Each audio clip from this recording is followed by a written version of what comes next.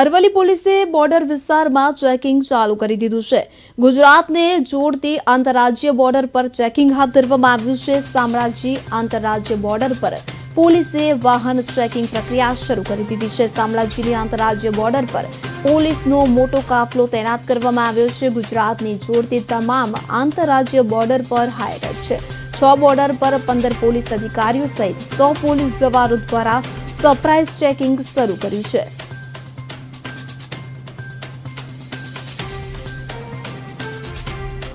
ગુજરાત રાજ્યના ડીજીપી સાહેબશ્રીના આપેલા હાઈ એલર્ટના અનુસંધાને ગાંધીનગર રેન્જ ડીઆઈજી સાહેબ તથા અરવલ્લી જિલ્લા પોલીસ વડા શ્રી મનોહરસિંહ જાડેજા સાહેબના સૂચના અને માર્ગદર્શન મુજબ આજ રોજ અરવલ્લી જિલ્લામાં આવેલ રાજસ્થાન અને ગુજરાતને જોડતી સરહદ ઉપરની ચેકપોસ્ટો ઉપર રૂટીન વાહન ચેકિંગ કરતાં વધારાનું સરપ્રાઇઝ વાહન ચેકિંગ હાથ ધરવામાં આવેલું છે। જે અનુસંધાને કુલ જુદી જુદી 6 ચેકપોસ્ટો ઉપર આશરે 100થી વધારે પોલીસ જવાનો અને 15થી વધારે પોલીસ અધિકારીઓ દ્વારા સરપ્રાઇઝ વાહન ચેકિંગ હાથ ધરવામાં આવેલું છે।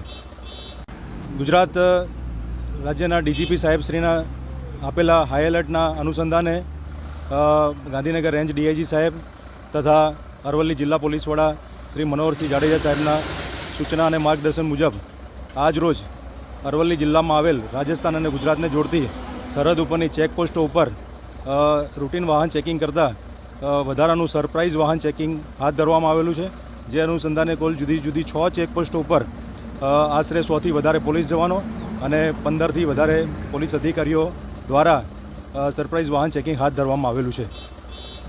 ગુજરાત રાજ્યના ડીજીપી સાહેબશ્રીના આપેલા હાઈ એલર્ટના અનુસંધાને ગાંધીનગર રેન્જ ડીઆઈજી સાહેબ તથા અરવલ્લી જિલ્લા પોલીસ વડા શ્રી મનોહરસિંહ જાડેજા સાહેબના સૂચના અને માર્ગદર્શન મુજબ આજ રોજ અરવલ્લી જિલ્લામાં આવેલ રાજસ્થાન અને ગુજરાતને જોડતી સરહદ ઉપરની ચેકપોસ્ટો ઉપર રૂટીન વાહન ચેકિંગ કરતાં વધારાનું સરપ્રાઇઝ વાહન ચેકિંગ હાથ ધરવામાં આવેલું છે।